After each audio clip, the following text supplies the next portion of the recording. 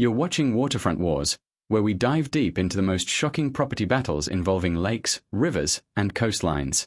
I'm your host Jake, and today's story will blow your mind. It's about a millionaire HOA president who thought she could destroy a man's family legacy, but ended up watching her entire community sink into bankruptcy. Literally. She demolished my grandfather's 80-year-old dock while I was at his funeral. But what she didn't know was that I'm a marine engineer who understands exactly how waterfront properties stay above water. Sometimes karma needs a little hydraulic assistance. Let me paint you a picture of the players in this aquatic drama that unfolded on the shores of Lake Harmony in New Hampshire. My name is Daniel "Danny" Morrison, and I'm a 38-year-old marine and hydraulic engineer who spent 15 years designing offshore drilling platforms and waterfront infrastructure for major corporations. I understand water pressure, soil erosion, and foundation stability better than most people understand their morning coffee routine. When I inherited my grandfather's modest lakefront cabin, I thought I was getting a peaceful retirement spot where I could restore classic boats and maybe do some consulting work. The cabin sits on 2 acres of pristine lakefront that my grandfather, Thomas Morrison, bought in 1943 when he returned from World War II. It's not a mansion, just a cozy 1,200 square foot log home with a wraparound porch and a hand-built dock that Grandpa constructed with his own 2 hands using techniques he learned in the Navy. That dock wasn't just a structure, it was 80 years of family memories, first fishing trips, swimming lessons, and quiet morning coffee watching the sunrise over the water. Then there's Victoria Vicky Blackstone Hammond, a 47-year-old real estate mogul who made her fortune flipping luxury properties and developing exclusive communities. 3 years ago, she moved to Lake Harmony and bought the most expensive house on the lake, a 12,000 square foot modern monstrosity that looks like a spaceship landed on the shoreline. The house cost $4.2 million, but that was just the beginning. She immediately began buying up neighboring properties, evicting longtime residents, and replacing modest family cabins with massive luxury homes. Vicky appointed herself president of the Lake Harmony Homeowners Association and packed the board with her wealthy friends. Robert Sterling, a retired pharmaceutical executive whose $3.8 million home includes a helipad. Amanda Cross, a tech entrepreneur with a $2.9 million smart home that can be controlled entirely by voice commands, and Dr. Patricia Holloway, a plastic surgeon whose $3.5 million estate features an infinity pool that seems to blend into the lake itself. Supporting this cast of characters were their enablers. Marcus Webb, a corrupt local attorney who had been quietly changing property laws to benefit wealthy developers. Sandra Kim, a building inspector who had been taking bribes to fast-track luxury construction permits, and most importantly, James "Jimmy" Torino, a demolition contractor with mob connections who specialized in making problems disappear, usually in the middle of the night. When I first inherited the cabin, Lake Harmony was still a mix of old and new.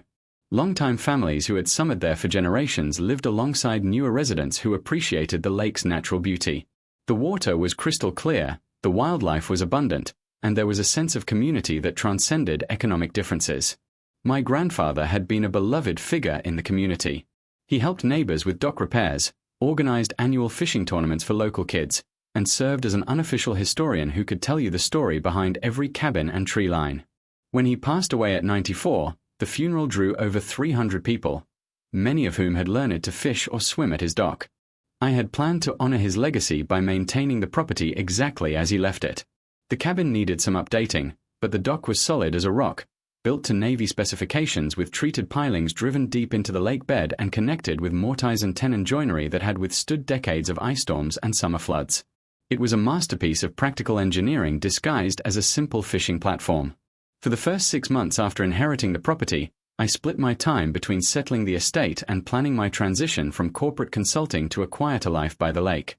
I had saved enough money to retire comfortably, and the idea of restoring vintage boats while watching the seasons change over the water seemed like paradise. That paradise ended abruptly on a cold Tuesday morning in October when I returned from Grandpa's burial service to find my dock had been completely demolished. I'm not talking about damage or vandalism.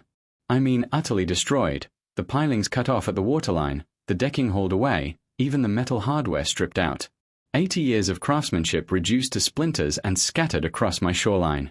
The demolition had been so thorough that you could barely tell a dock had ever existed. Floating in the water near the destruction was a laminated notice, structure removed due to HOA violation 847B, unpermitted waterfront construction. Contact HOA President for compliance information. My hand shaking with rage, I called the number on the notice. Vicky Blackstone Hammond answered on the second ring, her voice dripping with fake sympathy. "Oh, Danny, I'm so sorry for your loss," she said. "I know this is a difficult time, but that old dock was a serious liability issue. It wasn't up to current safety codes, and frankly, it was an eyesore that was affecting property values. Don't worry though, I have contacts who can build you a beautiful new dock that meets all current regulations. Of course, you'll need to go through the proper approval process and pay the associated fees." "You demolished my grandfather's dock while I was at his funeral," I said, barely controlling my voice. "The timing was unfortunate," she admitted, "but the demolition was scheduled weeks ago. The contractor had a narrow window due to weather conditions. I'm sure you understand that business doesn't stop for personal matters. What authority did you have to demolish anything on my property?" "Well, according to the updated HOA covenants that were passed last spring, all waterfront structures require association approval. Your grandfather's dock was built without permits and represented a violation.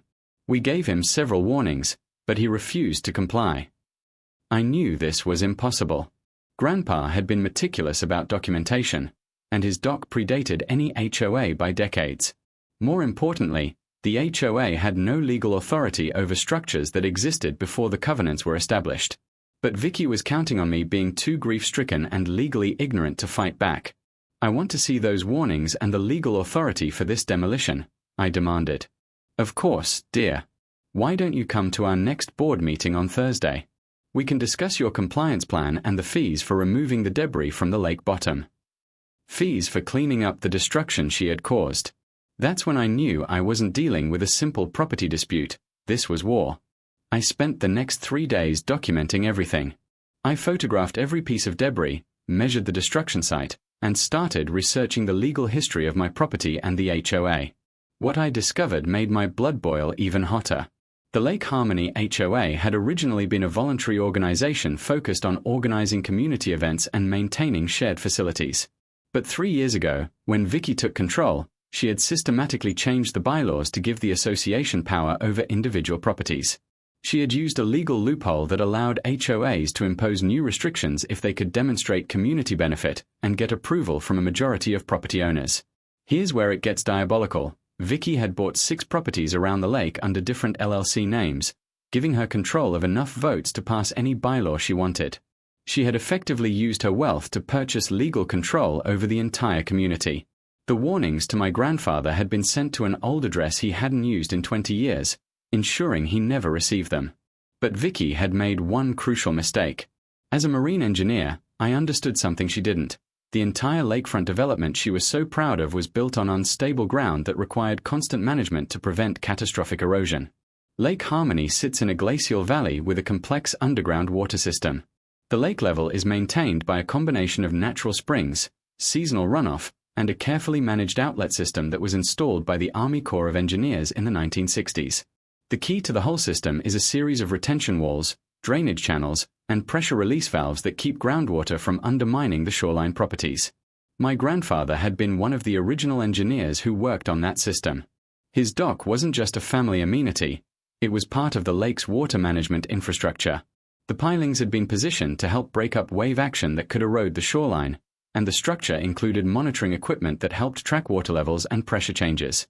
By destroying the dock, Vicky had unknowingly damaged a critical component of the lake stability system. But she was about to learn that lesson the hard way. I started by visiting the town records office and requesting every document related to lakefront development, water management, and the original engineering surveys. What I found was a treasure trove of information that Vicky and her wealthy friends had never bothered to research. The most important discovery was a 1962 easement agreement that gave my grandfather's property permanent rights to maintain erosion control structures along a 500-foot section of shoreline. This easement had been forgotten over the decades, but it was still legally binding and gave me authority over water management infrastructure that extended well beyond my property line. Even better, the agreement included a clause requiring all new waterfront construction to be approved by the designated Water Management Authority, which, according to the original documents, was my grandfather and his heirs. Vicky's entire development boom had been built without the legally required approvals. But I wasn't ready to play that card yet. Instead, I decided to let Vicky dig herself deeper while I prepared for a more comprehensive response. At the HOA board meeting, I sat quietly while Vicky outlined my compliance obligations. I needed to pay $12,000 in fines for the dock violation, $8,500 for debris removal, and $15,000 in fees for the new dock approval process. If I wanted to build a replacement dock, it would need to meet new community standards that essentially meant spending $75,000 on a structure that matched the luxury aesthetic of the other properties. Of course, Vicky added with a smirk, any new dock will need to be approved by the Architectural Review Committee, and we have pretty strict standards about maintaining the high-end character of our community. I nodded politely and asked for copies of all the relevant documents. I want to make sure I understand my obligations completely. Smart man, Robert Sterling chimed in. It's much easier to comply voluntarily than to fight the association through legal channels. We have very good lawyers. After the meeting, I approached Dr. Holloway, who seemed less enthusiastic about the heavy-handed tactics than the others. Patricia, I said quietly, can I ask you something confidentially? Have you noticed any changes in your foundation or any settling around your property? She looked surprised. Actually, yes. My contractor mentioned some minor cracking in the basement walls, and I've had some drainage issues this summer. Why do you ask? I'm a marine engineer, I explained. I've been looking at the water management systems around the lake, and I think some of the recent construction might have disrupted the natural drainage patterns. You might want to have a structural engineer take a look. I wasn't lying. I had noticed signs of stress in several of the newer foundations. But I also wasn't telling her the whole truth about why those problems were about to get much worse. Over the next month, I conducted a detailed survey of the entire lake system. Using my engineering contacts, I arranged for ground-penetrating radar scans, soil stability tests, and hydrological analysis. What I found exceeded my worst fears about the damage Vicky's development had caused to the lake's natural systems. The luxury homes had been built without proper consideration for the underground water flows that kept the shoreline stable. Worse, the developers had cut corners on foundation work, drainage systems, and erosion control. The properties looked magnificent above ground, but they were sitting on a hydrogeological time bomb. The destruction of my grandfather's dock had been the final straw. That structure had been helping to manage water pressure and prevent erosion for 80 years. Without it, the natural forces that had been held in check were beginning to reassert themselves. I could have simply filed lawsuits and fought through the legal system, but that would have taken years and might not have provided the comprehensive justice the situation demanded. Instead, I decided to let nature take its course, with a little professional assistance. You see, the water management system around Lake Harmony included a series of pressure release valves and drainage channels that prevented groundwater from building up to dangerous levels. These systems required regular maintenance and monitoring to function properly. As the designated water management authority under the 1962 easement, I had both the right and the responsibility to maintain these systems. I started by documenting every violation of water management protocols that had occurred during the recent construction boom. Drainage systems had been blocked, retention walls had been modified without permits, and natural water flow patterns had been disrupted. All of this was perfectly legal to fix. In fact, I was legally obligated to restore the systems to proper working order. The plan I developed was elegant in its simplicity. I would restore the lake's water management infrastructure to its original specifications, which would inevitably expose the substandard foundation work and inadequate drainage systems that supported the luxury homes. I wasn't going to damage anyone's property. I was going to let their own poor construction choices be revealed by proper water management. The first phase involved restoring natural water flow patterns that had been disrupted by recent construction. This meant reopening drainage channels that had been filled in and removing unauthorized modifications to retention walls. All of this work was covered by my easement rights and actually improved the lake's environmental health. Phase 2 involved reactivating pressure release systems that had been disabled or bypassed during construction. These systems were designed to prevent dangerous buildups of groundwater pressure that could undermine foundations. By restoring them to proper operation, I was actually making the area safer, even if it meant exposing construction defects that had been hidden by improper drainage. The final phase was the most satisfying, rebuilding my grandfather's dock using the original engineering specifications, which were far superior to anything the HOA's architectural standards could have produced. This structure would restore the wave pattern management and erosion control that had been protecting the shoreline for decades. I hired a team of environmental restoration specialists and presented my comprehensive plan to the town planning committee.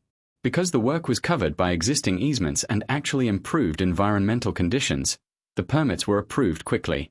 Vicky and her board didn't even know what was happening until the work was already underway. The day of reckoning came on a rainy Thursday morning in November, exactly 6 weeks after I had started the restoration work. I was having coffee on my newly rebuilt dock when I heard the first scream. Amanda Cross was standing in her backyard, staring at a massive sinkhole that had opened up overnight, swallowing her $50,000 infinity pool and threatening the foundation of her smart home. The sinkhole was a perfect circle about 15 feet across and at least 20 feet deep, filled with muddy water that bubbled ominously. Within hours, similar problems began appearing throughout the luxury development. Robert Sterling's helipad developed a crack down the middle and started tilting at a dangerous angle. Dr. Holloway's basement flooded with groundwater that no amount of pumping could control. Most spectacularly, Vicky's own mansion began showing stress fractures in the walls as the soil beneath shifted and settled. The irony was perfect.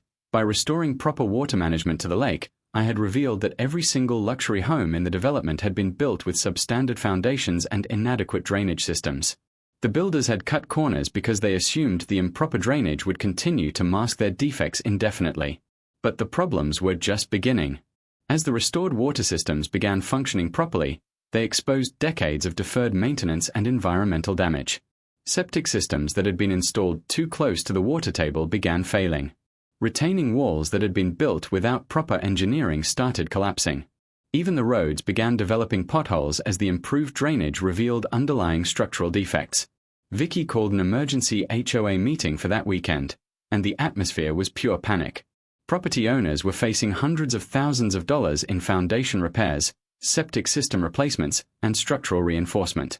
Several houses were no longer safe to occupy. "This is sabotage." Vicky screamed, her usual composure completely shattered. "Danny Morrison has somehow caused this to get revenge for his stupid dock."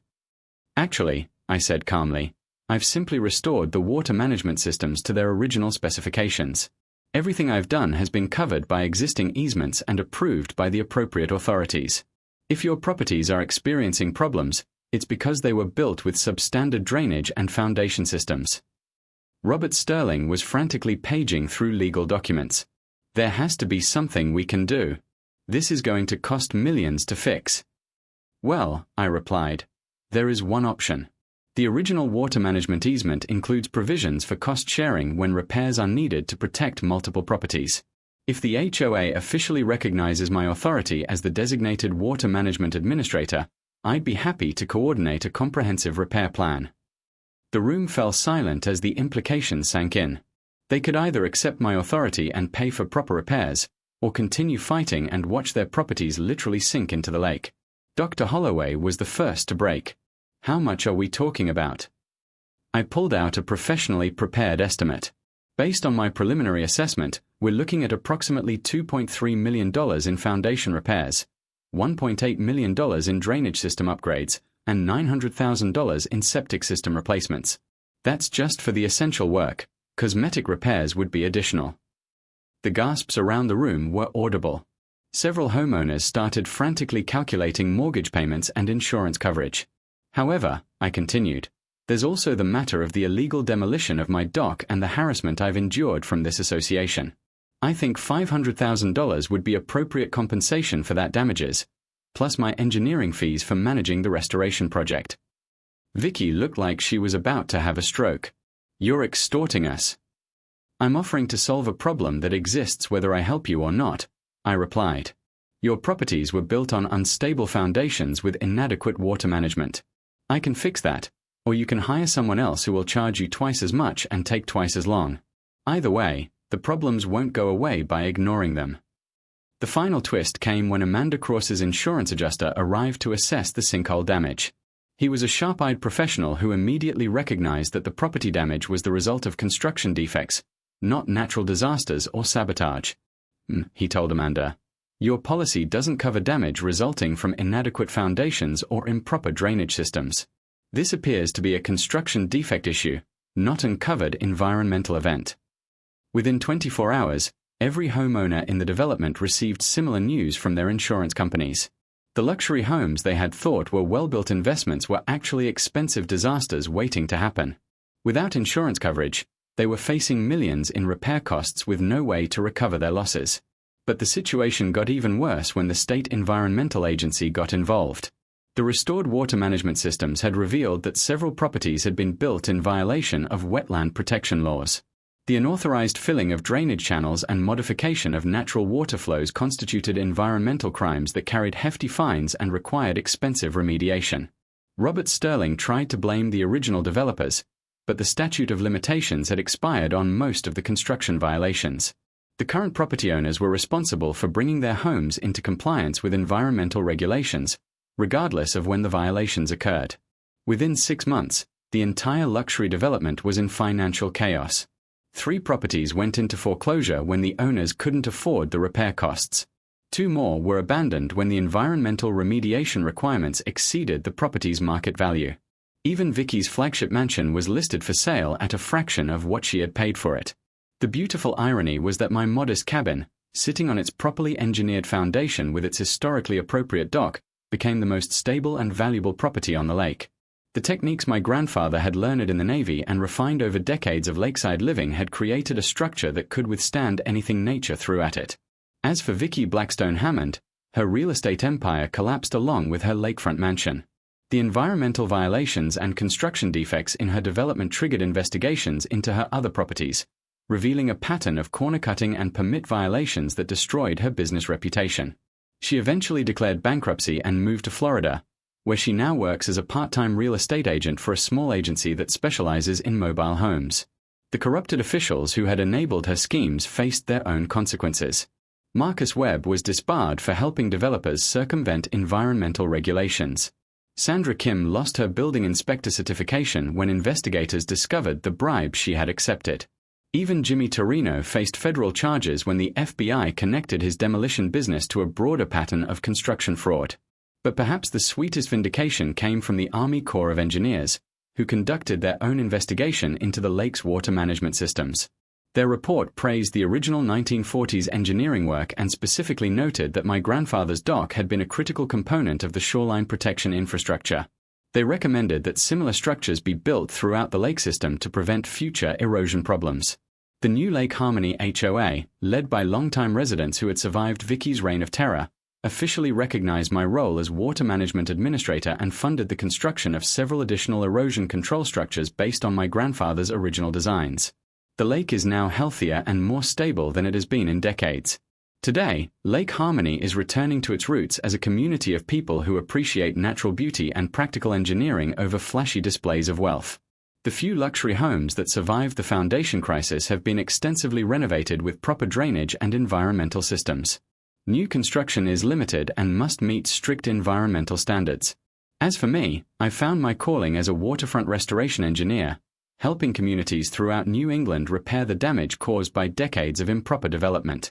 My grandfather's dock serves as both my office and a monument to the principle that good engineering is about working with nature, not against it.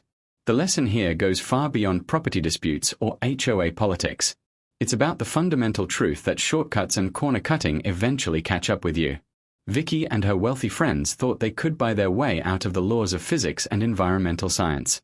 They learned the hard way that water always finds a way, and that ignoring proper engineering principles is a luxury that no amount of money can afford. They also learned that attacking someone's family legacy is a dangerous game, especially when that someone has the technical knowledge to let natural consequences unfold in their proper time. I didn't destroy their properties. I simply removed the artificial supports that were hiding their fundamental instability. The most satisfying part isn't the financial ruin of people who tried to bully and cheat their way to success.